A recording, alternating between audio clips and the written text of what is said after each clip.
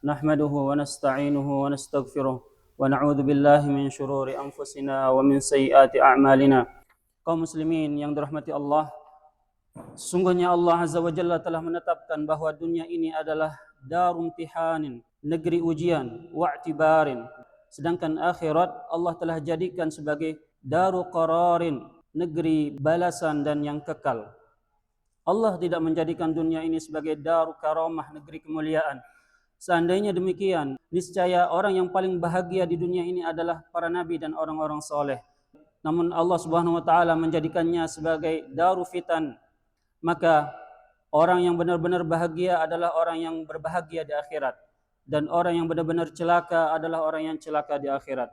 Di antara bukti hinanya dunia di sisi Allah adalah Dia memberikannya kepada orang-orang kafir dan orang-orang pendosa. Rasulullah sallallahu alaihi wasallam bersabda, "Lau kanatid dunya ta'dilu 'indallahi janaha ba'udah, ma saqa kafiran minha syarbata ma'in." Seandainya dunia ini di sisi Allah sebanding dengan sayap nyamuk, niscaya Dia tidak akan memberi minum seorang kafir seteguk air pun.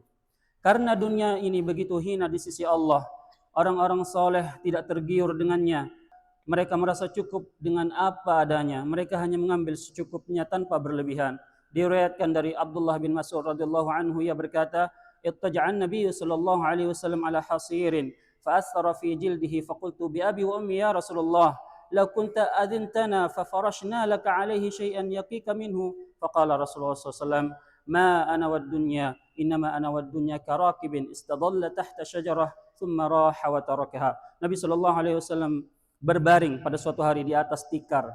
Lalu tikar itu membekas di kulit beliau. Kata Abdullah bin Mas'ud, "Demi ayah dan ibuku wahai Rasulullah, seandainya engkau mengizinkan kami, niscaya kami akan menghamparkan sesuatu di atasnya." Maka Rasulullah SAW bersabda, "Apa urusanku dengan dunia? Sesungguhnya aku dan dunia ini hanyalah seperti seorang yang lewat dan berteduh di bawah pohon, kemudian ia pergi dan meninggalkannya." Beliau sallallahu alaihi wasallam juga senantiasa berdoa kepada Allah agar menjadikan rezeki beliau dan rezeki keluarga beliau hanya secukupnya saja. Allahumma ja'al rizqa ali Muhammadin quta. Ya Allah, jadikanlah rezeki keluarga Muhammad sekadar makanan pokok atau secukupnya. Dan beliau sallallahu alaihi wasallam menjadikan qanaah sebagai salah satu sebab keberuntungan dan kesuksesan. Beliau sallallahu alaihi wasallam bersabda, "Qad aflaha man aslam wa ruziqa kafafan wa qanna'ahu Allah bima atah." Sesungguhnya beruntung orang yang masuk Islam, diberi rezeki yang cukup dan Allah menjadikannya qanaah. Mengikuti jejak beliau sallallahu alaihi wasallam, para sahabat beliau yang mulia juga merasa cukup dengan apa yang Allah berikan kepada mereka. Mereka tidak bersaing dengan siapapun dalam urusan dunia, bahkan perhatian utama mereka adalah akhirat. Hadirin hadirat salat Jumat yang dirahmati Allah, sangat berbeda keadaan Nabi dan para sahabatnya dalam urusan dunia. Kalau kita melihat keadaan manusia pada hari ini adalah berlomba-lomba mengejar dunia, memperbanyak kenikmatannya, bersaing dalam urusan syahwat, berbangga dengan harta yang dimilikinya, berebut kedudukan dan jabatan, serta mencintai ketenaran dan tampil di publik. Bukankah ini semua adalah tanda cinta dunia dan kelalaian terhadap akhirat? Bukan untuk ini kita diciptakan, dan bukan ini yang diperintahkan kepada kita. Allah berfirman, "Ya ayuhan nasu taqu rabbakum wakhshaw yawman la yajzi walidun aw waladihi wala mauludun huwa jazin aw walidihi syai'a inna wa'dallahi haq fala taghurrannakumul hayatud dunya wala yaghurrannakum billahil gharur." Wahai manusia, bertakwalah kepada Tuhanmu dan takutlah pada hari kiamat, yang pada hari itu seorang bapa tidak dapat menolong anaknya dan seorang anak tidak dapat pula menolong bapaknya sedikit pun. Sesungguhnya janji Allah adalah benar, maka janganlah sekali-kali kehidupan dunia ini memperdayakanmu, dan jangan pula setan memperdayakan kamu dalam mentaati Allah.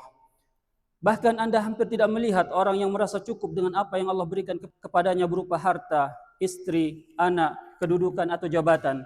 Banyak orang yang selalu menginginkan lebih dan lebih. Lisan mereka selalu mengulang-ulang, "Hal min mazid?" Adakah tambahan? Kapan anak Adam akan merasa kenyang? Kaum muslimin yang dirahmati Allah, setiap orang yang berakal telah mengetahui bahwa manusia tidak akan pernah kenyang dari dunia, meskipun seluruh isinya diberikan kepadanya sampai ia meninggal dunia. Nabi sallallahu alaihi wasallam bersabda, "Lau kana li ibni Adam wadiyani min malin latamanna thalithan, wa la yamla'u jawfu ibni Adam illa turab, wa yatubullahu ala man taba." Seandainya anak Adam memiliki dua lembah harta, niscaya ia akan menginginkan yang ketiga dan tidak akan mengisi perut anak Adam kecuali tanah, dan Allah menerima taubat orang yang bertobat. Maka barang siapa yang menginginkan keselamatan bagi dirinya dan keselamatan pada hari kiamat, hendaklah ia mengambil dari dunia sekedarnya yang mencukupinya dan merasa cukup dengan apa yang Allah Ta'ala rizkikan kepadanya. Sesungguhnya kekayaan itu bernama qanaah, bukan dengan banyaknya harta yang dimiliki. Kaum muslimin yang berbahagia, hendaklah seorang melihat kepada orang yang berada di bawahnya dalam urusan dunia agar ia mengetahui nikmat Allah kepadanya dan tidak meremehkannya. Rasulullah sallallahu alaihi wasallam bersabda, "Unduru ila man asfala minkum wa la tanduru ila man huwa fawqakum fa huwa ajdaru alla tazdaru ni'matallahi alaikum." Lihatlah kepada orang-orang yang berada di bawah kalian dan janganlah melihat orang yang berada di atas kalian. Itu lebih pantas agar kalian tidak meremehkan nikmat Allah Subhanahu wa taala. Seyogyanya seorang hamba melihat nikmat-nikmat yang tak terhitung dan tak terbatas yang ada padanya dan membandingkannya dengan keadaan banyak orang, niscaya ia akan mendapati karunia Allah kepadanya sangat besar. Berapa banyak di antara kita yang hidup seperti raja padahal ia tidak menyadarinya. Abdullah bin Amr bin As radhiyallahu anhuma pernah ditanya oleh seorang laki-laki dari kalangan fakir miskin muhajirin, "Apakah engkau memiliki istri yang kau tinggali bersamanya?" Ia menjawab, "Iya." "Apakah engkau memiliki tempat tinggal yang kau tinggali?"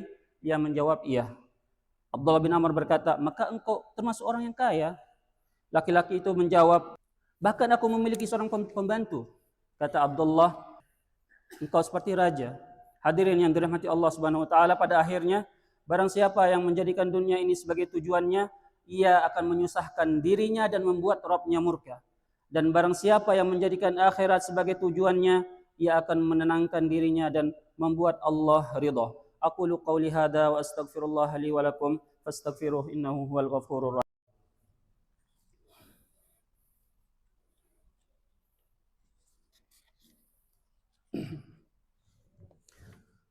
Alhamdulillah wassalatu wassalamu ala man la nabiyya ba'dah, amma ba'd.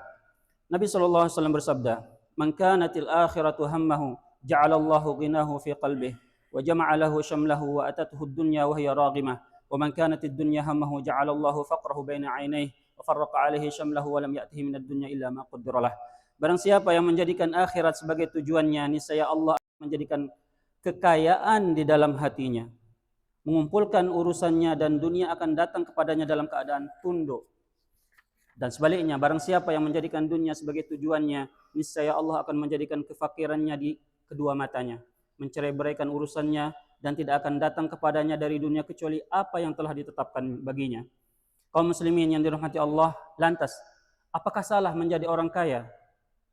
Tidak, sama sekali bukan itu yang saya maksudkan. Kekayaan tidaklah tercela secara mutlak. Silahkan bekerja, silahkan berusaha dengan giat, kumpulkan harta dan kekayaan, tapi cukup sebatas di tangan, jangan dimasukkan ke dalam hati. Dan selalu bersyukur serta berinfak di jalan Allah. Di antara para sahabat Rasulullah SAW ada orang-orang yang kaya, seperti Abdurrahman bin Auf, Uthman bin Affan, Abu Bakar As-Siddiq radhiyallahu anhum ajma'in.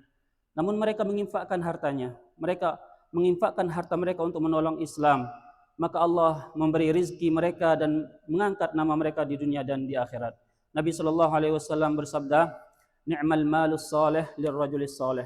Sebaik-baik harta adalah harta yang ada di tangan orang-orang saleh. Maka kekayaan yang terpuji adalah yang menjadikan sarana untuk kebaikan dan ketakwaan, membantu orang-orang lemah, membangun masjid, memberi makan orang-orang miskin. Adapun kekayaan yang tercela adalah yang melalaikan dari ketaatan, melalaikan dari akhirat, dan menimbulkan kesombongan dan kekikiran.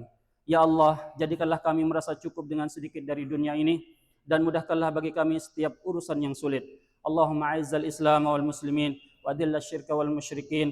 Allahumma 'alaika bil yahudil ghasibin wa antaqim minas sihayanah wal mujrimin. Wa ruddal aqsa ila hauzatil muslimin. Allahumma kun li ahlina fi Filistin nasiran wa mu'inan. Ihkim dima'ahum wahfaz a'radahum wa ayyidhum bi ta'yidin min 'indik wa rudd kaida a'daihim fi nuhurihim. Allahumma ihfaz Qatar wa Indonesia wa sa'ira biladil muslimin min kulli su'in wa makruhin waj'alha aminatan mutma'innatan sakha'an rakha'an ya'ummuha al-'adl wal iman. Allahumma ighfir lil muslimin wal muslimat wal mu'minina wal mu'minat al ahya'i minhum wal amwat innaka sami'un qaribun mujibud da'wat. Wa akhiru da'wana anil hamdulillahi rabbil alamin.